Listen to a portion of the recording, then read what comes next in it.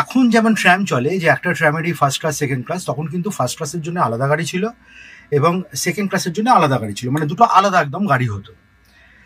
প্রথম ট্রাম ছাড়বে শিয়ালদা থেকে শুরু করে বউবাজার হয়ে, আর্মেনিয়ান স্ট্রিট হয়ে, ধর্মতলা হয়ে, স্ট্যান্ড রোড হয়ে আর্মেনিয়ান ঘাট। এই ছিল রুট। শিয়ালদা থেকে আর্মেনিয়ান ঘাট, আর্মেনিয়ান ঘাট, হাওড়া স্টেশন। আর্মেনিয়ান ঘাটেই একটা টিকিট কাউন্টার ছিল হাওড়া স্টেশনে, ওখান থেকেই লাগেজ বুক করা হতো, ওখান থেকেই টিকিট কাটা হতো, ওখানেই একটা খেয়া পার পরে পয়সাও দেওয়া হতো, খেয়া পার করে হাওড়ায় আসতো, হাওড়ায় এসে হাওড়া স্টেশনে ধরতো। এই ছিল প্রথম রুট। কিন্তু প্রথম দিন যেটা হলো সেটা হচ্ছে যে 9:15 9টায় একটা ট্রাম ছাড়বে, 9:15 একটা ট্রাম ছাড়বে। 9টার ট্রামটা লাগলো, 9টার ট্রামটা যেই 15 ট্রাম চালু হবে, ইস্ট বেঙ্গল রেলওয়ে শিয়ালদা এসে ল্যান্ড করলো।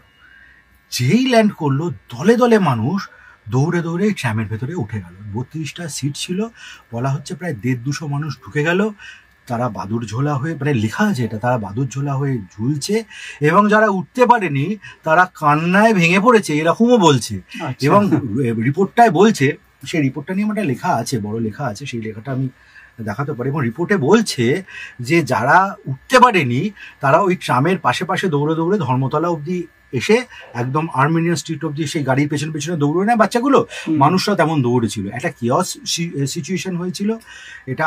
9:15 ট্রাম এত ভিড় হয়ে গেছিল, চলতে পারেনি, গাড়ি আটকে গেছিল, পুলিশরা ধাক্কা মেরে সেই গাড়িকে চালু করে।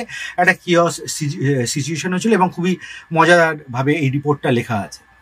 আসলে কলকাতা ট্রাম যখন চালু করার কথা ভেবেছিল, তখন ইংরেজ বাহাদুররা ভেবেছিল যে এটা প্রধানত হবে গুডস, জিনিসপত্র বহন করার জন্যই এটা অনেক বেশি কাজে লাগানো যাবে। কিন্তু কলকাতার মানুষ সেসব শোনেনি, জোর করে ট্রামে উঠে পড়ে, ট্রাম চলতে থাকে এবং যথারীতি মানুষ চলতে শুরু করার ফলে, মানুষ ট্রামে ওঠার ফলে ট্রাম লোকসানে চলে এবং 9 মাস বাদে এই ট্রামটা